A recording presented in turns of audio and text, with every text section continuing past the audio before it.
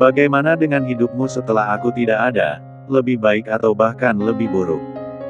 Klek, pintu ruangan itu kembali terbuka, kedua mata Zeva nampak membulat sempurna saat dia melihat Leon melangkah menghampirinya. Zeva, saya mencari kamu sejak tadi. Ternyata kamu di sini. Leon terus melangkah hingga berdiri di samping Zeva. Kamu mengenalnya? Sean tak bisa berkutik saat Leon berdiri di samping mantan istrinya. Entah mengapa dia merasa tatapan pria itu sedikit berbeda. Sementara Zeva mencengkram erat kedua tangannya. Dia masih ingat momen di mana Sean tidak mengakuinya di depan Tante Linda. Saya pernah mengenalnya, sekarang tidak lagi. Zeva segera berbalik pergi meninggalkan ruangan itu. Ucapan Sean hari ini kembali merobek luka lama yang belum sembuh sepenuhnya. Leon terus memandangi kepergian Zeva hingga menghilang dari balik pintu lalu kembali beralih menatap Sean yang diam terpaku di posisinya. Perlahan Leon maju mendekat sambil berpangku tangan. Apapun hubungan kamu dan dia dulu, saya tidak peduli. Tapi saya ingatkan, jangan pernah mencoba mendekatinya. Sean nampak bingung mendengar ucapan Leon. Apa maksud Anda? Bukannya menjawab pertanyaan Sean, Leon hanya tersenyum sinis lalu berbalik pergi meninggalkan ruangan itu. Di dalam toilet, Zeva berdiri di depan cermin wastafel, memandangi wajahnya sendiri dengan tatapan nanar. Tanpa dia sadari air matanya mengalir dari sudut mata karena kembali mengingat kata-kata Sean tadi.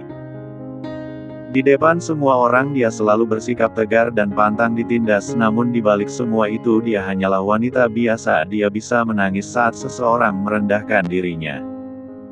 Ya, hanya dia yang bisa melihat air matanya sendiri, cukup dia jangan orang lain. Setelah merasa lebih lega, Zeva segera mencuci mukanya dan membersihkannya dengan tisu. Klek. Terdengar suara pintu toilet itu terbuka. Refleks Zeva segera berbalik memandang ke arah pintu keluar. Pak Le. Tanpa basa-basi Leon mendekat dan langsung mendorong tubuh Zeva hingga bertumpu di dinding toilet. Sorot mata tajam menyala tergambar jelas di wajah tampan Leon. Berani-beraninya kamu menjadikan kantor saya sebagai tempat reuni masa lalu. Cek, kamu pikir saya tidak mendengar semua obrolan kalian? Zeva nampak semakin panik karena ternyata Leon mendengar semuanya. Semua ini kebetulan? Kenapa Anda begitu marah sampai menyusul saya masuk ke dalam toilet? Kalau ada orang yang masuk bagaimana? Leon semakin mendekat hingga tubuh mereka melekat satu sama lain. Zeva, aku tidak peduli bagaimana perasaan kamu kepadanya sekarang. Aku hanya ingin memperingatkan kamu untuk menjaga sikap. Aku tidak mau kamu menjalin hubungan lain di atas pernikahan kita, paham? Zeva sampai terperangah tak percaya. Hingga beberapa saat kemudian dia kembali tertunduk dengan raut wajah lesu. Saya diabaikan, saya dikhianati dan saya ditinggalkan. Apa Anda pikir saya wanita bodoh yang akan kembali ke pelukan pria sepertinya? Jangan khawatir. Saya akan menjalani pernikahan ini sesuai perjanjian yang sama-sama kita tanda tangani. Dengan sekuat tenaga, Zeva mendorong tubuh Leon agar menjauh darinya. Tolong jangan bersikap kekanak-kanakan seperti ini. Di kantor ini saya bukan istri Anda, ingat. Sejenak Leon terdiam, dia juga tidak tahu kenapa dia bersikap seperti ini. Namun satu yang pasti, dia tidak mau Zeva yang begitu dicintai putrinya dimiliki orang lain. Lagi-lagi semua karena Lily. Saya hanya. Leon tak melanjutkan ucapannya saat mendengar suara langkah kaki mendekat. Sepertinya ada orang, bagaimana ini? Tanya Zeva yang tiba-tiba ikut panik. Leon tak mengatakan apapun lagi, dia menarik tangan Zeva agar mengikuti langkahnya masuk salah ke dalam bilik toilet. Klek. Pintu itu terbuka, ternyata bukan karyawati yang masuk melainkan cleaning service yang biasa bertugas membersihkan toilet. Apa ada orang di dalam? Tanya petugas itu sambil mengetuk salah satu bilik toilet di mana Leon dan Zeva berada. Iya. Jawab Zeva terbata-bata. Sementara Leon yang juga ada di dalam sana berusaha untuk tetap tenang. Oh maaf Nona, tapi Klaus di dalam sana sedang mampet. Apa Anda bisa pindah? Dek. Leon dan Zeva saling menatap dengan raut wajah panik. Apa yang harus saya katakan? Ucap Zeva berbisik. Katakan apapun yang bisa menyelamatkan kita dari sini, ucap Leon berbisik. Zeva mengumpat kesal dalam hati sambil mencengkram erat kedua tangannya. Di situasi seperti ini, Leon malah tak mau ambil pusing. Padahal Leonlah yang masuk ke dalam toilet itu dan menyebabkan mereka terjebak dalam situasi ini. Nona, apa Anda mendengar saya? Tolong keluar dari sana, klosetnya mampet dan saya harus segera memperbaikinya, sahut cleaning service itu lagi. Maaf. Apa Anda bisa kembali nanti saja? Saya benar-benar tidak bisa keluar dulu dari sini karena saya sedang menangis dan mata saya bengkak, saya malu. Kembalilah 5 menit lagi, ucap Zeva yang tetap berusaha untuk tenang. Cleaning service itu nampak berpikir sebentar hingga akhirnya meletakkan kembali alat sedot WC-nya. Baiklah, saya akan kembali sebentar lagi. Jangan terlalu lama menangis, bekerja di bawah tekanan Leonard Horowitz memang sangat menjengkelkan. Terkadang saya ingin menggetok kepala pria itu saat bersikap seenaknya kepada pegawai perusahaan ini. Langkah cleaning service itu terdengar sejauh hingga akhirnya menghilang dari balik pintu. Sementara di dalam sana, Zeva berusaha menahan tawanya karena mendengar ucapan cleaning service tadi. Sepertinya cleaning service itu harus diberi pelajaran. Bisa-bisanya dia membicarakan saya dari belakang. Jangan menyalahkannya. Dia berkata jujur, tadi juga saya mendengar di kantin bahwa setiap hari selalu ada wanita seksi keluar masuk dari ruangan Anda. Pak Le, jangan sampai sikap buruk Anda ini diketahui Lily yang selalu menganggap Anda sebagai superhero berhati malaikat. Zeva meraih handle pintu hendak keluar dari bilik toilet itu namun Leon kembali menarik pinggangnya. Tubuh kecilnya kembali didorong hingga bertumpu dinding. Tahu apa kamu? Apa kamu juga berpikir aku pria nakal yang suka menjelajahi sel 4-4N wanita tanpa ikatan pernikahan? Jangan bicaramu atau kamu akan tahu akibatnya. Leon seolah tidak terima saat Zeva juga ikut percaya tentang rumor-rumor tentang kehidupannya setelah menyandang status sebagai seorang duda. Zeva terkekeh kecil seraya menggelengkan kepalanya. Entahlah. Lagi pula saya tidak peduli. Bukankah pria yang terbiasa dengan kekuasaan selalu mempunyai ratusan wanita di sisinya? Rahang Leon terlihat menegang saat melihat ekspresi wajah Zeva. Awas. Saya mau keluar. Zeva mencoba melepaskan diri namun Leon malah semakin mengempit tubuhnya. Saya bilang, minggir. Cek, kamu benar-benar keras kepala. Leon mengerakkan tangan kanannya men-3 lusup masuk ke dalam tekuk L3 Zeva dan mulut Zeva berhasil dibungkam dengan Civem 4NP4 NAS dan penuh tuntutan. Tangan kekar Leon melingkar erat di ping 4 nanogram ramping Zeva. Tubuh yang sempat memberontak kini perlahan melemah. Zeva tak bisa melawan permainan Leon yang terus memperdalam lum asterisk T4N dan his 4An yang membuatnya tak berdaya. Leon yang seakan lupa diri, tak memberi celah untuk Zeva bahkan untuk sekedar mengatur napas. Tubuhnya memempat nas, sesuatu di dalam dirinya mulai meng-3 ras tanpa dia sadari. Bip 1R Zeva terbuka, deru nep 4C-nya terdengar lirih saat Leon menjel 4 jahi bagian L3R-nya. Apa yang aku lakukan? Ini tidak benar, batin Leon saat mulai kembali menguasai dirinya. Beberapa detik kemudian, Leon segera mundur dengan napas tersengal-sengal seperti baru saja melakukan olahraga berat. Itu adalah salah satu hukuman untuk kamu yang selalu menilai aku seenaknya. Sekali lagi kamu mempercayai rumor di luar sana, akan kupastikan kamu mendapatkan yang lebih dari ini. Ingat, aku berkuasa penuh atas kontrak kita, Aku bisa membatalkannya kapan saja dan aku bisa melanggarnya kapanpun aku mau. Leon segera keluar dari bilik toilet itu, meninggalkan Zeva yang masih berusaha mengatur napasnya. Hari semakin petang ketika Zeva baru saja menyelesaikan sisa pekerjaannya.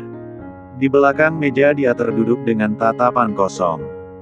Entah mengapa ciuman antara dirinya dan Leon di bilik toilet tadi membuat dirinya tidak bisa fokus.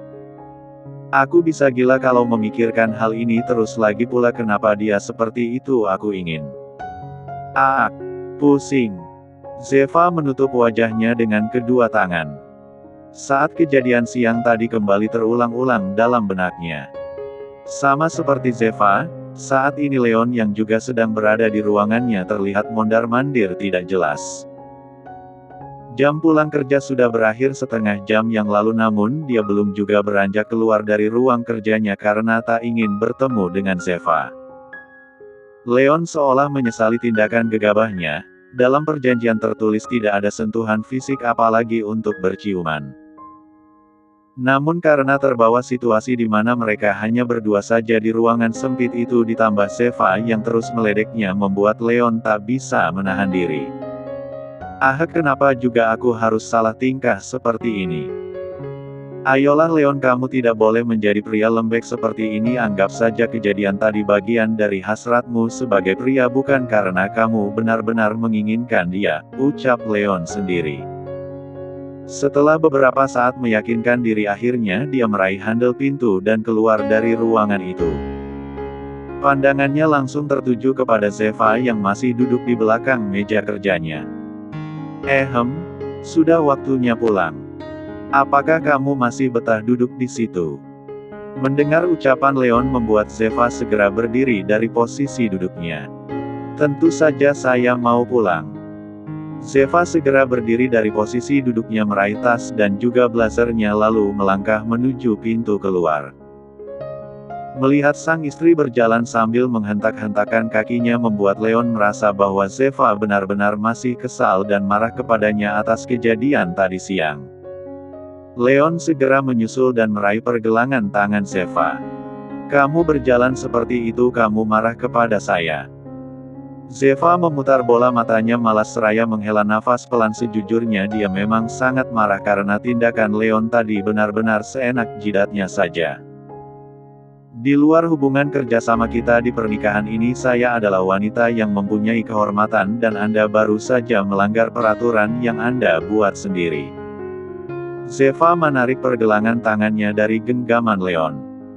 Anda tidak usah khawatir karena saya tidak akan menuntut apapun atas perbuatan Anda tadi, tapi tolong jangan diulangi lagi. Biar miskin, tidak punya pegangan hidup, tapi saya punya harga diri. Hari ini saya akan pulang sendiri. Tanpa menunggu lama, Zeva kembali melanjutkan langkahnya keluar dari ruangan itu. Entah bagaimana caranya untuk pulang, namun yang pasti dia tidak mau satu mobil dengan Leon. Zeva, saya tidak bermaksud. Brak. Pintu itu ditutup dengan keras oleh Zeva yang sudah menghilang dari pandangan Leon. Cek, dia itu kenapa? Begitu banyak wanita cantik dan seksi yang berharap untuk bisa sekedar berciuman denganku, tapi dia. Aneh sekali, ucap Leon sendiri. Sesampainya di depan lobi kantor, dari kejauhan Leon bisa melihat supir pribadinya sudah menunggunya di samping badan mobil. Zeva mana? Tanyanya sesaat setelah sampai di hadapan sang supir. Tidak tahu, Tuan. Sejak tadi saya menunggu di basement tapi Nona tidak datang, jadi saya langsung ke sini saja, jawab Pak Supir dengan kepala tertunduk. Lagi-lagi Leon menghela nafas panjang seraya berkacak pinggang. Hal yang dia hindari saat memutuskan untuk menikah adalah hal merepotkan seperti ini. Namun meski dia tahu ini merepotkan, dia tidak bisa mengabaikan Zeva begitu saja. Dia harus memastikan Zeva tetap aman, demi Lily yang selalu menunggu Zeva pulang bersamanya. Berikan kunci mobilnya, hari ini saya akan menyetir sendiri, ucap Leon sambil mengulurkan tangannya ke hadapan sang supir. Ini, Tuan. Setelah mendapatkan kunci mobilnya, Leon segera bergegas masuk ke dalam mobil dan langsung tancap gas meninggalkan halaman kantor. Di tempat berbeda, sejak tadi Zeva berjalan di trotoar sambil sesekali memperhatikan jalan raya, yang begitu padat sore ini. Siapa tahu saja ada taksi lewat. Ah, kenapa jam segini taksi selalu penuh? Di kawasan elit seperti ini tidak ada. Zeva terus menoleh kanan kiri mencari taksi yang bisa mengantarkannya pulang. Ah, pesan taksi online saja. Kenapa aku tidak kepikiran? Ucap Zeva lalu mengeluarkan ponselnya dari dalam tas. Namun kesialan masih berpihak kepadanya karena ponsel butut dengan baterai bengkak itu, empty. Sial sekali, bisa-bisanya ponsel butut ini tak berguna di saat seperti ini.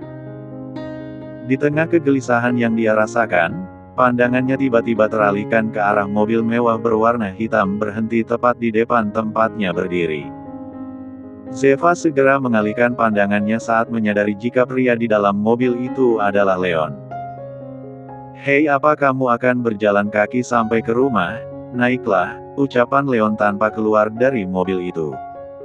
Lebih baik saya jalan kaki saja. Zeva segera melanjutkan langkahnya menyusuri trotoar jalan. Sementara Leon kembali melajukan mobilnya perlahan, beriringan dengan langkah Zeva. Ini sudah sore. Lily akan bertanya-tanya jika saya pulang sendiri. Zeva kembali melirik ke samping di mana Leon terus melihatnya dari jendela mobil, namun dia masih membisu. Anda pikiran saja cara agar Lily tidak curiga. Leon yang mulai jengah segera menepikan mobilnya dan turun menghampiri Zeva. Kenapa kamu begitu marah? Ciuman itu bukan dosa, karena kita sah menikah di mata hukum dan agama.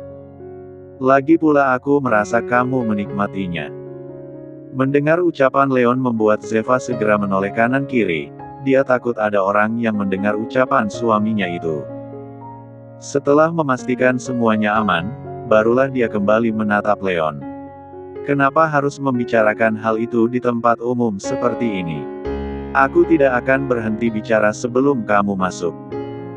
Kita pergi ke kantor bersama dan pulang pun bersama. Jangan GR karena kamu tahu pasti kenapa aku bersikap seperti ini.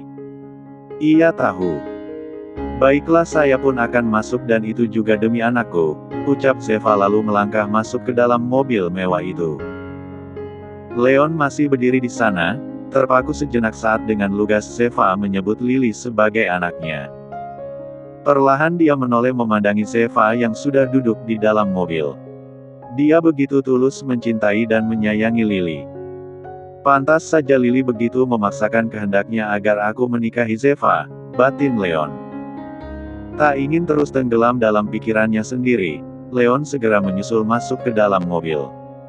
Sean. Tante Linda terlihat kesal saat dia bicara dan Sean malah melamun tidak jelas. Iya, kenapa? Maaf, sepertinya aku mengantuk jadi tidak bisa fokus, ucap Sean seraya menegapkan posisi duduknya. Raut wajah Tante Linda terlihat mulai kesal. Dia merasa malam ini sikap Sean sedikit berubah tak seperti biasanya. Kamu mikirin apa sih? Tidak ada, aku hanya sedang kelelahan saja. Tante, sepertinya aku mau pulang dulu, aku butuh istirahat, ucap Sean seraya berdiri dari posisi duduknya. Tante Linda hanya terdiam seraya memandangi kepergian Sean. Pertemuannya dan Zeva siang tadi membuat Sean tidak bisa fokus karena terus memikirkannya. Dia terus berusaha melawan akal sehatnya namun begitu susah. Walau bagaimanapun dia dan Zeva sudah tumbuh bersama sejak masih balita. Melihat sekarang Zeva begitu membencinya dan mampu hidup mandiri tanpanya, hal itu membuat Sean menyadari satu hal, yaitu tidak selamanya Zeva akan bergantung kepadanya seperti dulu. Sekarang Zeva sudah menganggapnya seperti orang asing. Tatapan mata yang dulu penuh cinta kini berselimut amarah kebencian, dendam atas apa yang telah Sean berikan selama pernikahan. Selama perjalanan pulang pun pikiran Sean masih tak karuan, dia menekan pedal gas sedalam-dalamnya menyusuri jalanan kota. Sebenarnya kenapa aku begitu marah? Aku tidak suka tatapannya dan aku tidak suka ketika ada pria yang lebih hebat mencoba untuk melindunginya. Ah sial. Mobil yang dikendarai Sean terus melaju dengan kecepatan tinggi.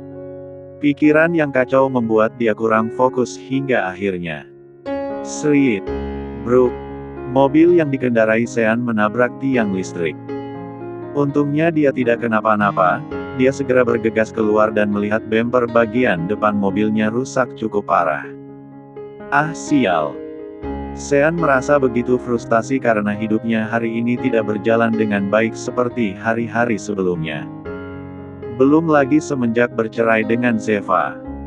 Hidupnya benar-benar kosong. Dia memang mendapatkan uang dan semua fasilitas yang selama ini dia impikan, tetapi dia tidak menemukan cinta dan kehangatan yang dulu hanya dia dapatkan dari Zeva. Sean duduk di trotoar jalan seraya mengusap wajahnya dengan kasar. Ah kenapa hidupku menjadi seperti ini? Sial. Terkadang seseorang baru merasa kehilangan setelah orang yang dia sakiti berhasil bangkit dan memulai hidup yang lebih baik.